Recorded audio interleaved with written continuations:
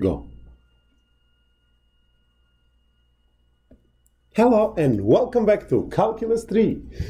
Right, we are back. Let's do chapter 12. We have section 2 on graphs and level curves. We're going to define a function in 3D finally in R3 and look at its properties. We know that there is some kind of formula that would, in 3D, in R3, right, that would create a shape, an object in space. So if you just consider the most basic, let's say a ball,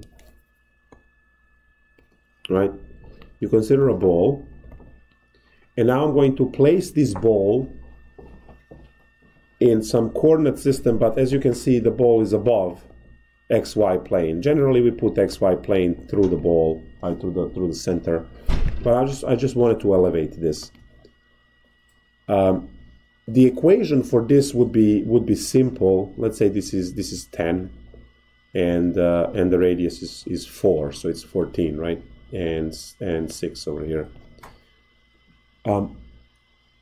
If you look at this ball, right, it's above the floor, so this is like having a ball holding a ball, a beach ball, right? At the level of right, my head level, 0 and y equals 0. We can write x squared plus y squared, and then plus. Now z is lifted, so z minus 10 squared equals to 16 because radius is 4. Modeling like this is something of a standard, right? Because we know all of these measurements and we know equation of the sphere already. It's just actually the circle with added z into it. Now z minus 10, obviously, because it's lifted up 10 units above the xy plane. So I do have an equation here that outlines each single point on the surface of the ball. What I need you to think of is, actually, I said beach ball because beach ball inside, it has a very thin walls, like eggs, right? Very thin walls, and it's full of air, and then outside of the ball is air as well, right? So if you think about it, you have this equal sign, and this equal sign is just a thin layer of that surface of the ball. So this equation will only allow you to find the points on the surface of the ball, and that's it. The inside is not it's not defined by this formula until you put less than or equal to, or just less than. So if you have less than, it's the inside of the ball. Greater than, it's the outside of the ball. Equal is just the shell of the ball. And then you can put greater than equal or less than equal, right? So if you actually want to represent the entire ball, or if the ball is made out of a solid material, like the ball bearing is all metal, right? The ball bearing is all metal, or other, whatever, marble is all glass, let's say, you would put less than equal to because it's the surface is the part of the ball, and then the inside is the same material, right? Also, what others are stuff. So, when you have air in a basketball and soccer ball, we're not going to count that in this. We count that as, as equal. But what else is stuffed? Is the baseball? Baseball is stuffed with something inside, right? So the baseball would be another example with less than equal to, because it's filled with the material inside. It's not the air that is inside. So, so the baseball that I actually have at home is not real. Now I just realized I have a blue baseball that I can actually squish. It came in a set with a bat for my son to play with. So I guess that's not a real baseball. All right. Now, please note that if you are to shine the light above this ball, it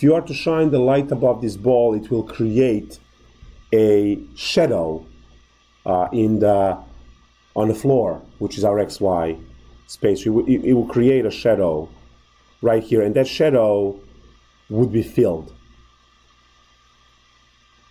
Right? So when you shine the light, it creates the shadow, and that shadow there is the domain. Domain is in the XY, right? Domain is R2. And then domain gives X and a Y. That means that the range is the set of all Z's. So now we are upgrading from one-dimensional domain to a two-dimensional domain. So any point XY that you can find in this orange domain will give rise to a Z, which defines a ball above. Any point outside of this domain would not define any points on Z, because it would be outside. Because when you draw the vertical line, so you pick a point over here and you draw the vertical line up, right? It doesn't intersect the sphere. So it's outside of the domain. So to find the domain for any 3D object, right, you shine the light on top on that object and it casts the shadow, right? But that light has to be above the object, so so the shadow is not skewed or so on. When you're standing on a pavement and the sun is to the side and it casts the shadow, right, that's not your domain. Right? Your domain is where wherever you are the widest, right? You have to shine the light directly above, and whatever shadow you get at your feet, that's your domain, right? So that's that. And you call that your personal space, and then you expand it because you don't want others too close. But actually, technically, the personal space is as much as your domain outline. So you would be like let's say like that because of the shoulders, and then you would have these two sticking out for feet, and that's it, right? That's that.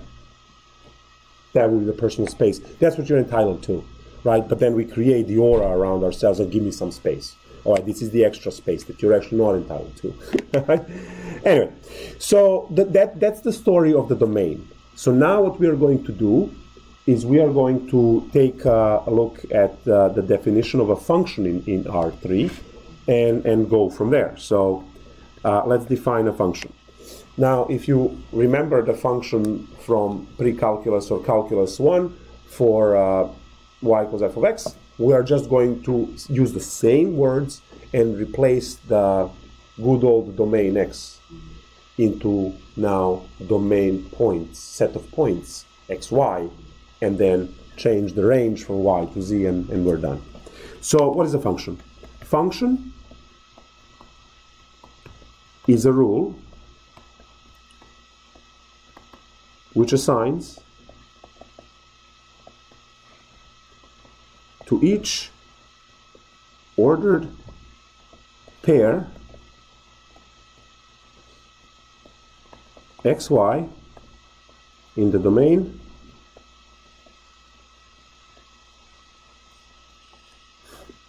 a unique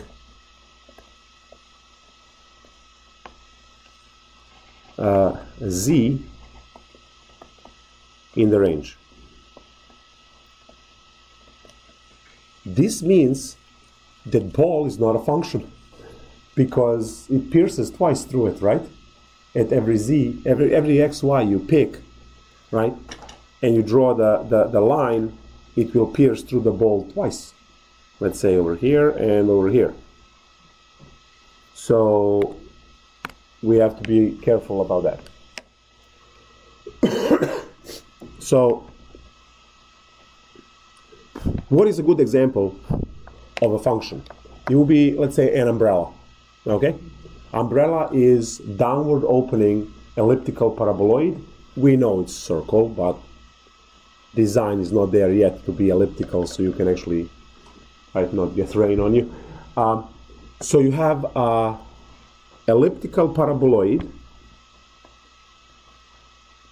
like this, for instance, And this is hollow. Inside is empty or solid, right? But you are looking at the shell of this, just the eggshell of the shape. You draw the shape first, and then you draw the axis later, because that's the way to actually get it right. It's hard to fit the shape once you put the axis down. So now we have the shape and we have the axis, and clearly my orange domain is where the object is fattest, and that's the bottom. And then you have the shell on top.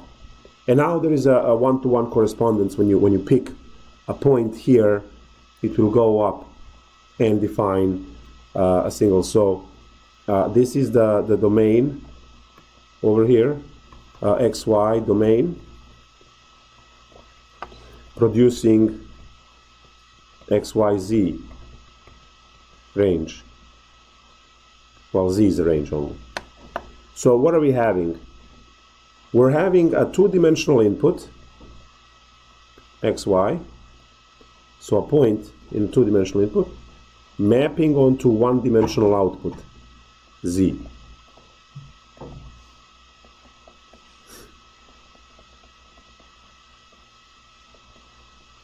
That's what we have. So if you have some kind of a domain, so we just draw a regular domain over there, whatever it is, it's going to give you some kind of a range of numbers for Z.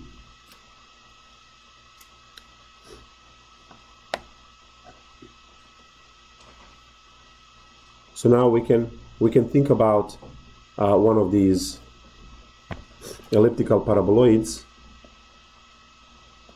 by writing an equation that Z is equal to, let's say, 10 minus x squared minus y squared. So it's going to give us a circle in a base. Let's not use 10, let's use 9, because then the radius is 3 and it's easy. So if I use this, we have a 3 and we have a 3 there, and the top will be at 9 over there. So now if you're looking for the domain, right? Domain is at Z equals 0. It's on the floor. It's the shadow that the shape will give us when you shine the light on top, right?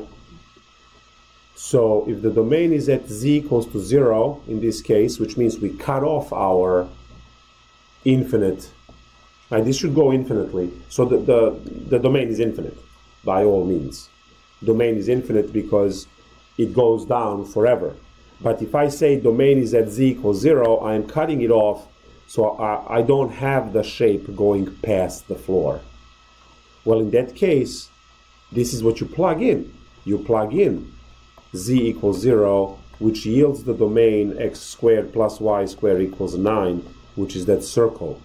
And our domain is just the circle on the floor, right? Which is the orange shade over here.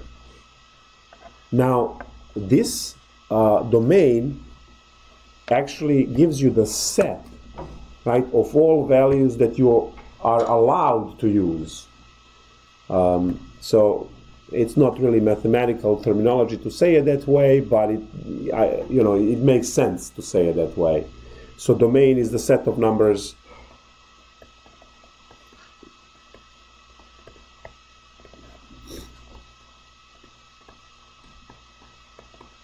that we are allowed to use.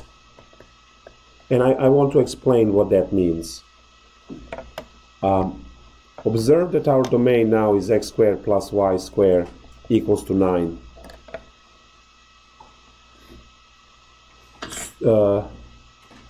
So that's the bound. So this is the boundary. what is actually the set? Set is x squared plus y squared less or equal than 9. Because we shaded inside this set. So anything that you pick inside of this circle or on the edge of this circle will produce a z. Anything that you pick out of here will not produce a z. And we can check that. So if you have a circle with radius 3 as a domain, I would say the common sense is that the 0.11 is in it, right? Would that be a common sense? 0.11 is in it? Okay, great. So now if I use 0.11 and I use my z equals 9 minus x squared minus y squared, and then you compute z at 1, 1, what do you get? You get 9 minus 1 squared is 7. So as you can see, the 1, 1 point produces z, so we have 117 as a value.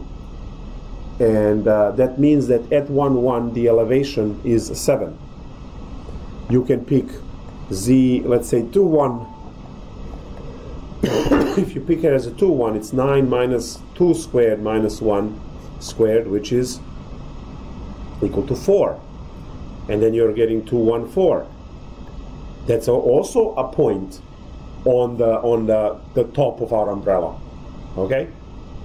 Where you have the material going through that point. Now if you pick something outside of the circle, let's pick 4, 4.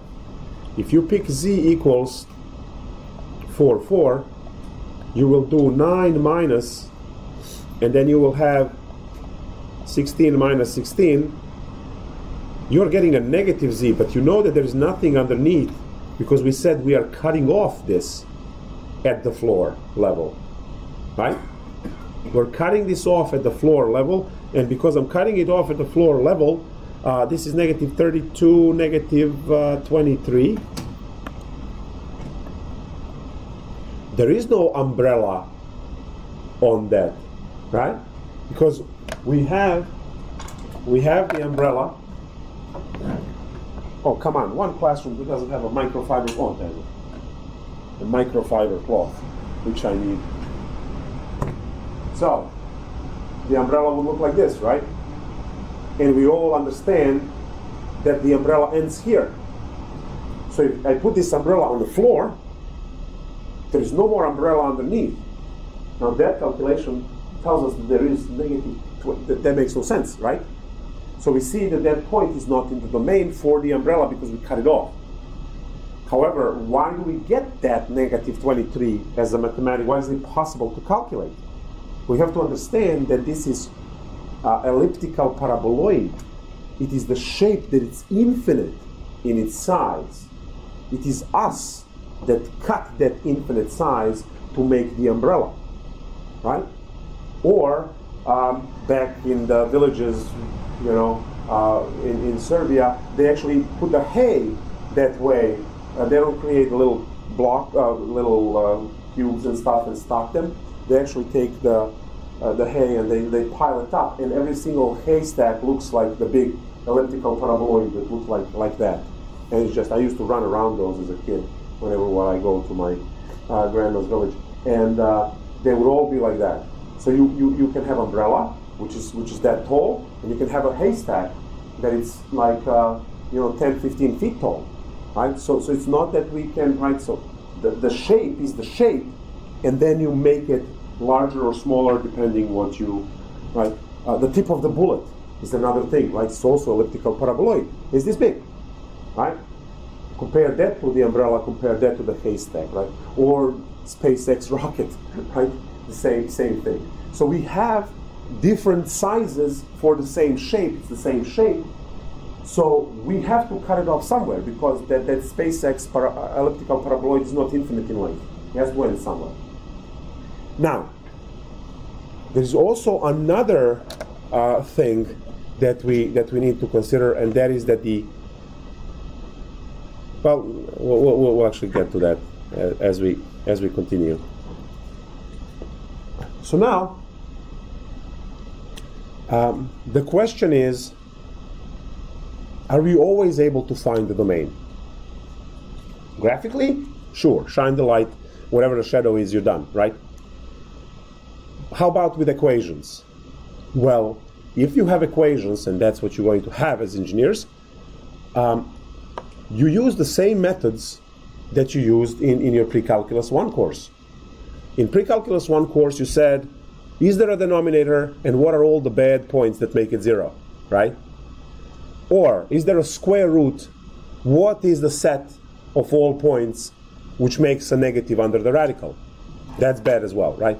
So, for log function, what are the all values that would make, right, 0 or less than 0?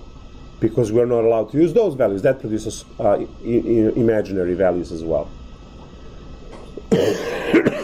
For a trig, you can have a tangent xy. A tangent xy, well, anytime when x times y is pi over 2, you have a vertical asymptote. That's not in the domain. So this is, again, not new. This is an upgrade. And you have to make that jump as an upgrade. So here is the upgrade. So Pre-Calc 1 says f of x equals 1 over x minus 3. For the domain, we say x minus 3 equal to 0, x equals 3, so the domain is negative infinity to 3, union 3 to infinity. We kicked out, right, so that's domain. This is what we did in Pre-Calc 1. We found a bad point, which is the one that makes denominator 0, and we kicked that out, and we're done, right? Now, Calc 3. What do I have? I have this function z of xy is equal to 1 over x minus y plus 6. Well, I know this calculation doesn't work any time when x and y line themselves up to create 0 in denominator. So 0 in denominator is bad, so I'm going to use the same technique. It's going to be x minus y plus 6 equals to 0. I want to find all of the values that are not allowed to be there. Now, can you actually find these values? You get equation. All of these values, as you can see, all of these values line themselves up on the line y equal x plus 6.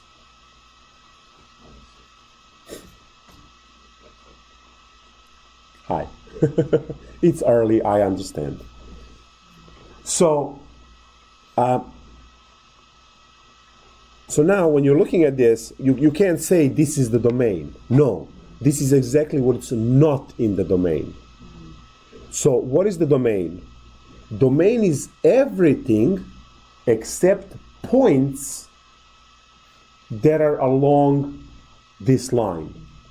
So we would say domain are all xy such that xy is different than x plus 6. You see that y value is x plus 6. So domain, the points. So now, is the point 1, 3? Is the point 1, 3 in this domain? The answer is yes. 1, 3 is in the domain because 1, 3 is going to calculate 1 minus 3 is negative 2 plus 6. We get the z equals a quarter. So 1, 3 is in the domain. Is 1, 7 in the domain? No. 1, 7 is not in the domain because 1 minus 7 is negative 6. Negative 6 plus 6 is 0. 1 over 0. Now, I need you to think about this. Remember when you had point is not in the domain and x minus 1 over x minus 3, you know how you have that vertical asymptote and the function just like plunges down to negative infinity and shoots up to parity because there's a vertical asymptote there? Now you have that vertical asymptote which used to be a line. Now there's a plane. So we are going to have a piece that is going flat, which is going to plummet there, but it's this, right? It's going to look like that. And if we are to graph this in Mathematica, which we can, you will exactly see that. It's going to go like that, and it's just going to fall off. But it's falling off in space. Now, what are you supposed to think of? Think of the waterfall. Waterfall, you have the water, nice, nice, nice, and all of a sudden it makes a little, right? It bends a little bit, and then it's just going obvious. And then it's like following the vertical asymptote. So this is wide. It's not a single 2D. It's 3D. And you have the space, and then all of a sudden it just goes over the edge, and it just shoots down, right? So that's when you have something. That's when something like this. So an entire line creates this. Another example. In your pre-calc 1, you said if f of x is given as square root of x plus 4, the domain was x plus 4 bigger equal than 0. And then x bigger equal than negative 4 is the set of all values that are domain. So this time around, we didn't calculate what we need to kick out. We calculated exactly what the domain is. We said, let's directly find all of the points that we can use. I can compute square root anytime when the number under the root, that's called an argument. So anytime when the argument of the square root is bigger than 0. By the way, ln x, sin x, root x, all of these are called arguments. Argument of ln, argument of sine, argument of tangent, that's the mathematical terminology that we would use. So when I say argument of sine, I mean whatever is plugged into the sine, because sine without an argument is not mathematical term, it's a religious term, right? So we have to make sure also log, right, without argument is a log, right? Log, that's a log. That's simply what it is. So instead of calculating the like in this case, let's find all points that don't work and then everything else works. We can here calculate directly stuff that works, right? So the domain are all numbers, and this is the domain. So now, give me any value from the domain, I will be able to compute the square root. So you say, how about negative 1? Sure, negative 1 plus 4 is positive 3. Square root of positive 3 is a value that we can punch in a calculator. 1.73 decimals, decimals, decimals, forever. Or you say, how about negative 4? Sure, I have equal sign. So negative 4 plus 4 is 0. Square root of 0 is 0. Good. Perfect value. Oh, how about negative 5? Not in the domain. Negative 5 plus 4 is negative 1. Square root of negative 1 is imaginary. Right? So we calculate all of the values that will return the real answer. Calc 3. Oops, I almost spelled it with C. So what do we have for Calc 3? Well, I can have a function z of xy to be the square root of x squared y minus 4, whatever. I can have that. I am bound to the same set of values, right? I have to say whatever is argument of the root needs to be bigger or equal than 0, right? Bigger or equal to 0. So now I have x squared y minus 4 to be bigger or equal than 0. So this means that x squared y needs to be bigger or equal than 4. Now I can move x squared to the other side and say y squared bigger or equal than 4 over x squared. Not y squared, sorry, just y. Now, this is the domain. This is the answer. So any point that fits this description will be okay to calculate z. Any point outside of this realm is not going to do it. So would 0, 0 work? 0, 0 does not fit this, so it can't work. Let's check just in case. Well, 0, 0, negative 4, that's square root of negative 4. It doesn't work. Pick another random one. 3 and 7, right? 3 and 7. Oh, wait. 3 and 7 will work. 7 and 3. 7 and 3 would work too. Now I have to work hard to find another one that doesn't work.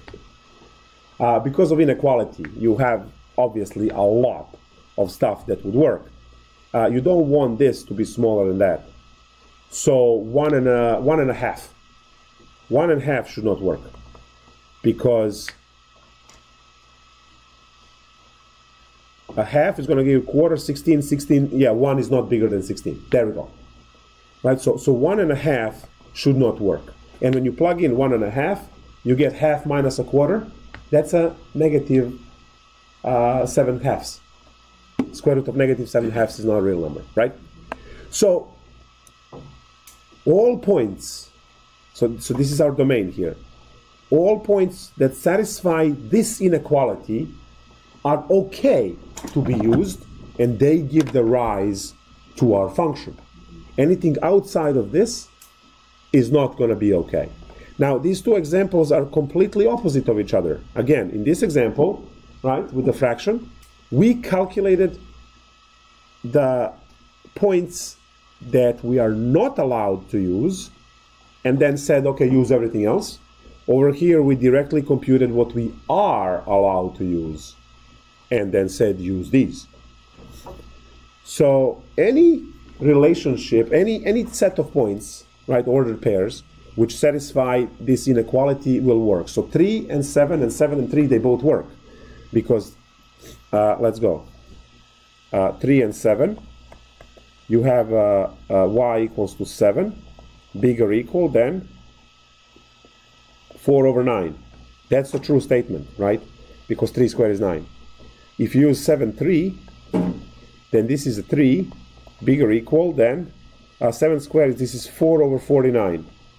That's a very small number, right? It's almost like dividing 5 by 50. It's like 1 over 10. It's like 0, 1, around 0.1. So it's a true statement for both of these, right? But we also found 0, 0 doesn't work. We also found 1 and a half. That didn't work either. So we can find points easily that work and points that do not work. And that's important. Now, am I supposed to, in Calculus 3 class, go through every single function you ever learned and go and talk about the domain of each individual one? The answer is no, because you guys are supposed to know from your pre-calculus course on functions and on trig, pre-calc 2, where are the discontinuous for the 2D case. The discontinuities will be behaving the same for 3D case. So, as I said, anytime you see, let's say, a secant function, you go secant. Secant is 1 over cosine, so anytime cosine is 0, secant has an asymptote. Cosine is 0 is pi over 2, so secant will have an asymptote at pi over 2. So all of the values, if I have some function for a secant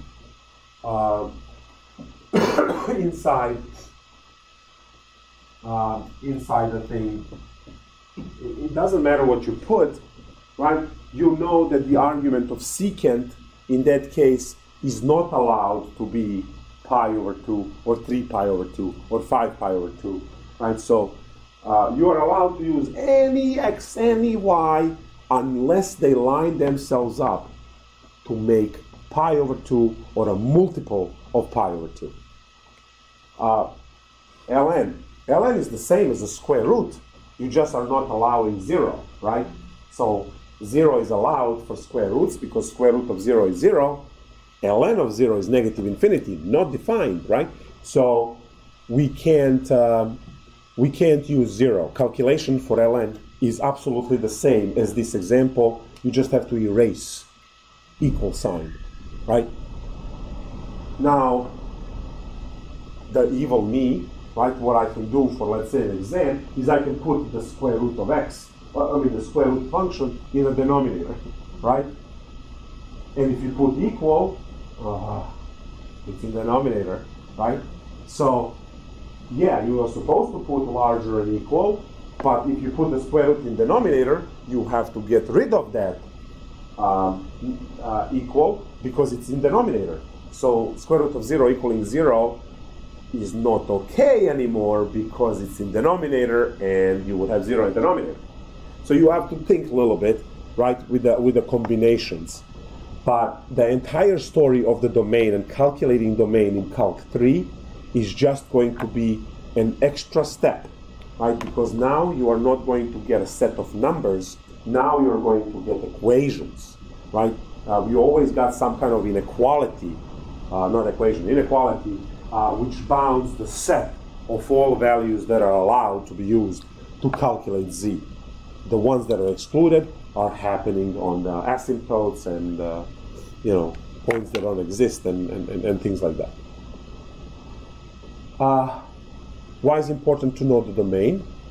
I said domain confines your object, right? What is the domain of the car? Domain of the car is the shadow that the car gives as you have the light above the car.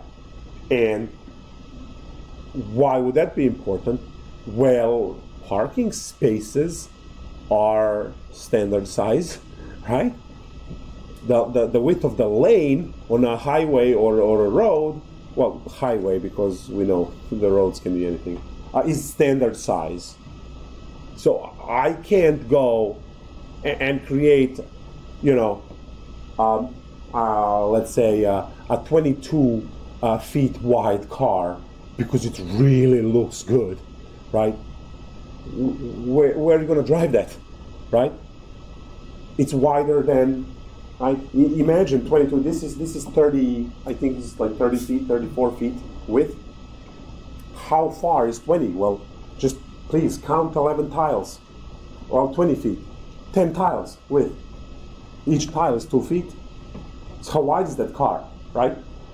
So the domain, right, is going to be that shadow, and it gives you the size of the object, right? And I can't make, right, now we can go and talk about the airplane, right? The span of the wings, right? They are in the domain too. You can't just say, oh, the main part of the air, the wings need to fit into the hangar as well, right? So, I mean, we've all seen, right? And then we have the type of the Z, right, which is the range. How tall? Just go on YouTube and take a look. What happens when the truck drivers ignore the range under the bridge, right?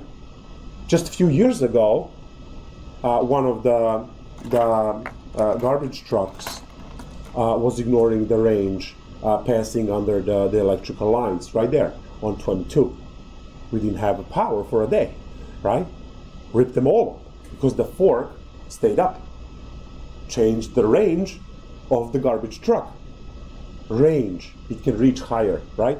So as you pass under the electrical lines, as you pass under the bridges, that fork is going to hit. But you can't just load anything vertically up and just drive it because there are bridges and overpasses and things that you have to go under. Range of a train, there are tunnels that are standard size. You can't just make any train and just, whatever, the width of the tracks and stuff like that. That's why we have standard. And you as people who design things, right, you have to adhere to the standard, and you are looking at the domain and the range of a function which confines your object that you designed, and then you go from there. So that's the story of domain and range and story of the function.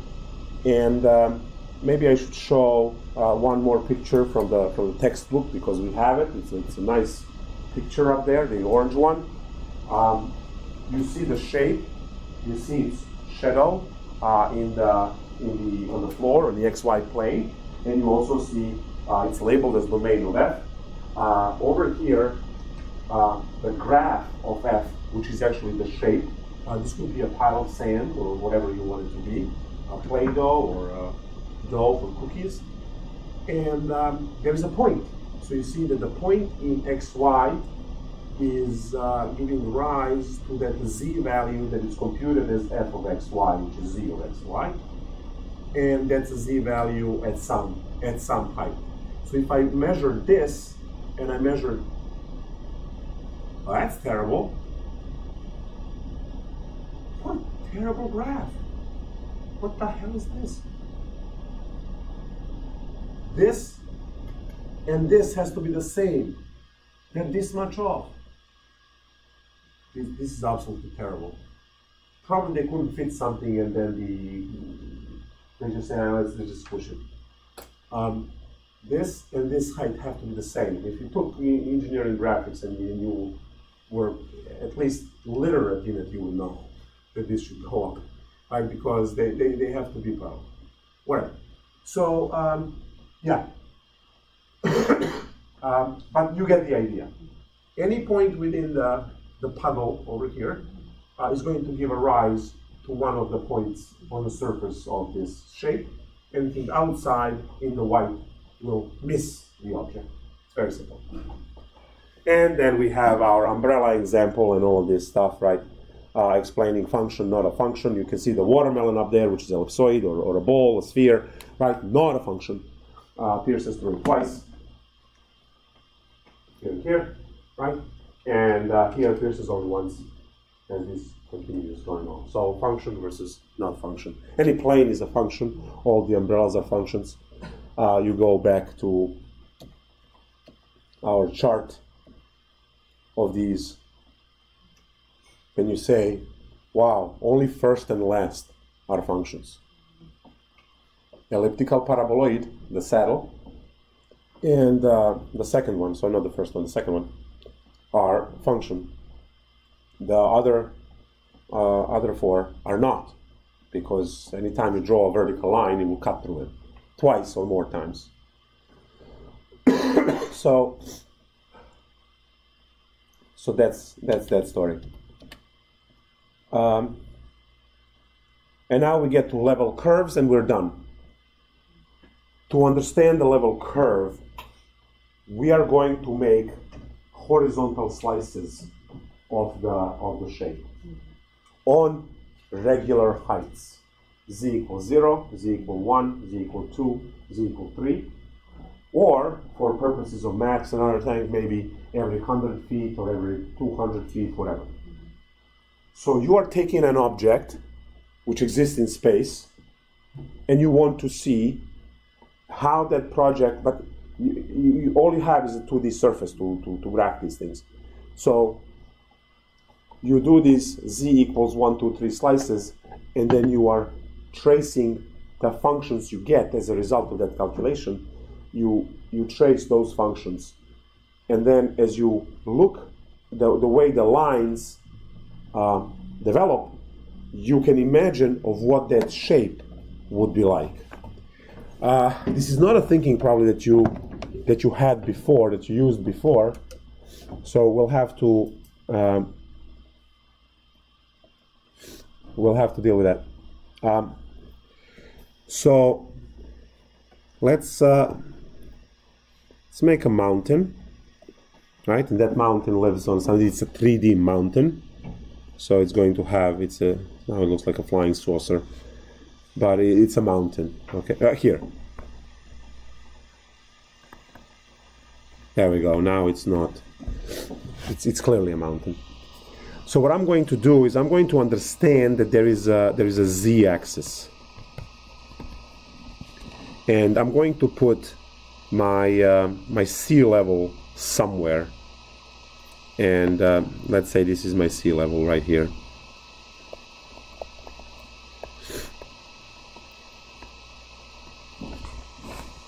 So z equals 0, sea level. And then I'm going to cut every 100 feet up. So when I make a cut, the function will go through that cut and go around. Make another cut, the function goes through that cut, goes around. Make another cut, function goes through that, goes around. Make another cut, function goes around that. What I'm doing is I'm making these horizontal cuts at regular intervals, and I'm just noting what type of equation I'm getting. So when I look at these lines, right? These are called level curves. As I look at these level curves are going to arrange themselves in the domain as these ellipses.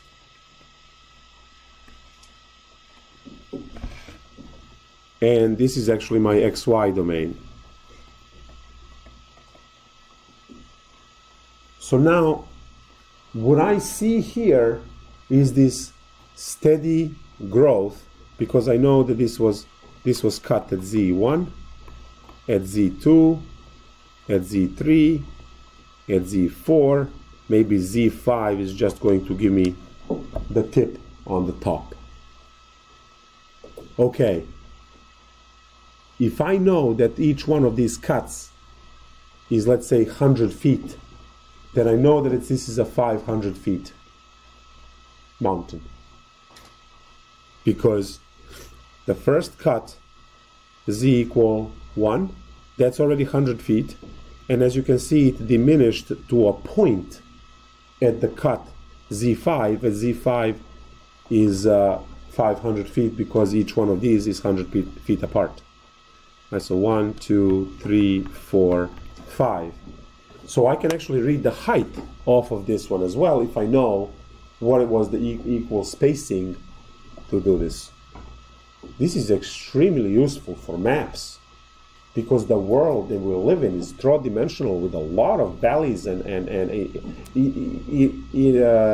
irregular terrain, right?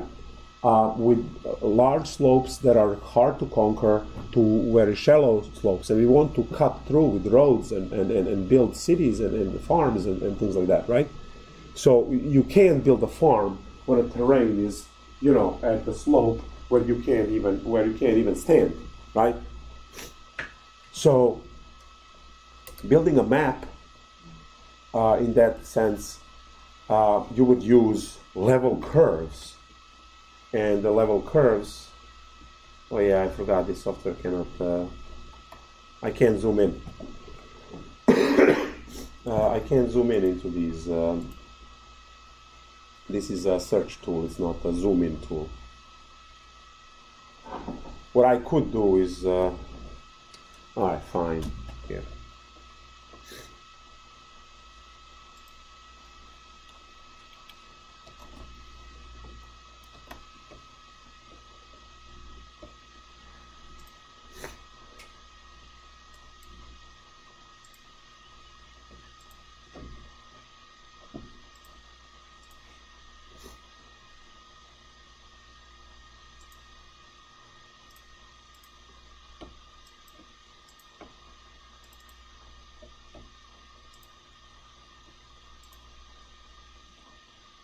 Now we can zoom in.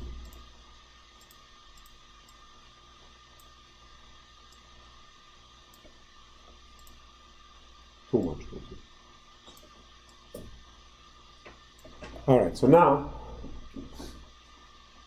I'm not sure if you took geography classes, I would actually bet my life you haven't, but there you go.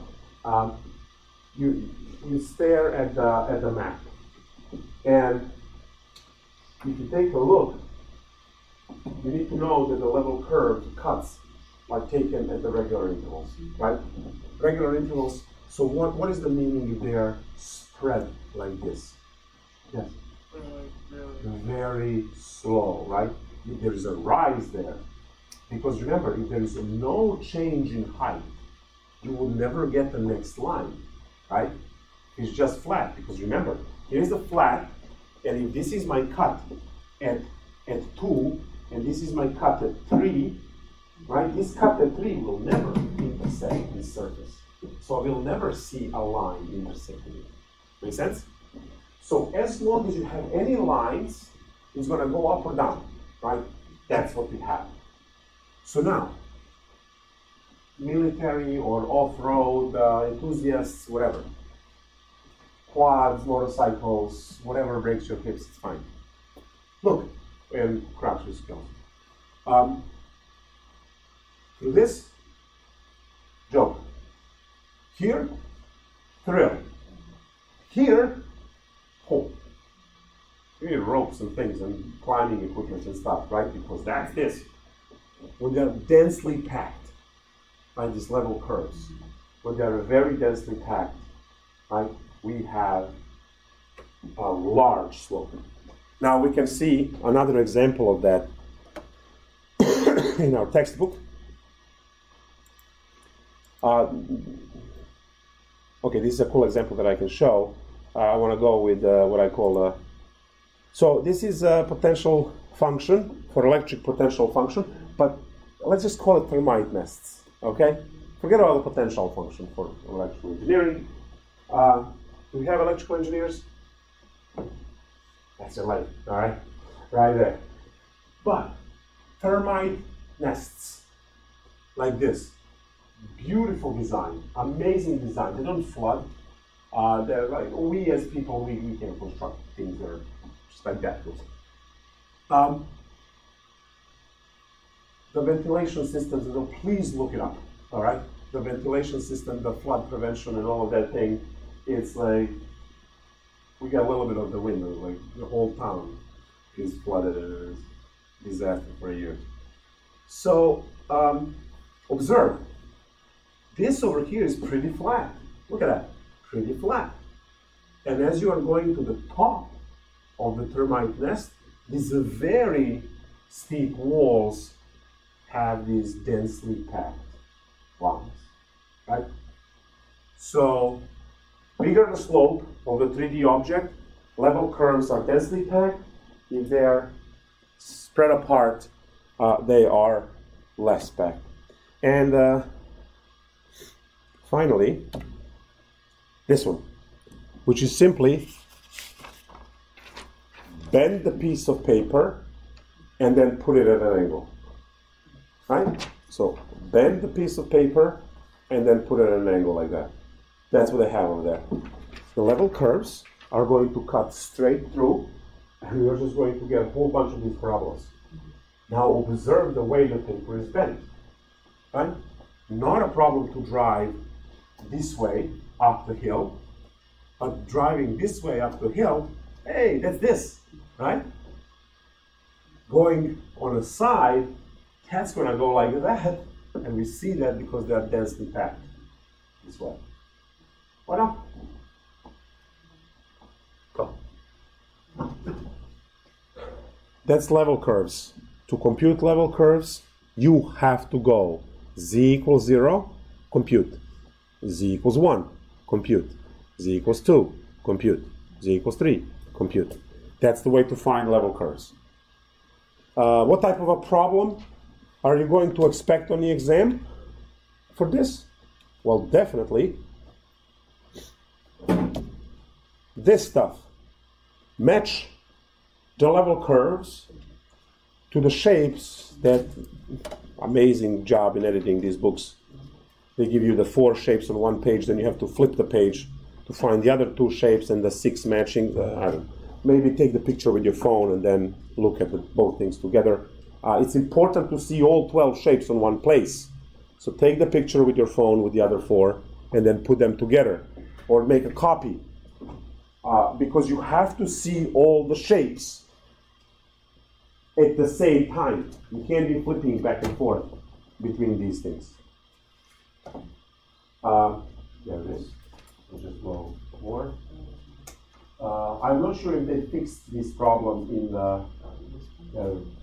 oh, actually, yeah. Perfect. Thank you. Actually, we are lucky that it worked out to be this way in the book.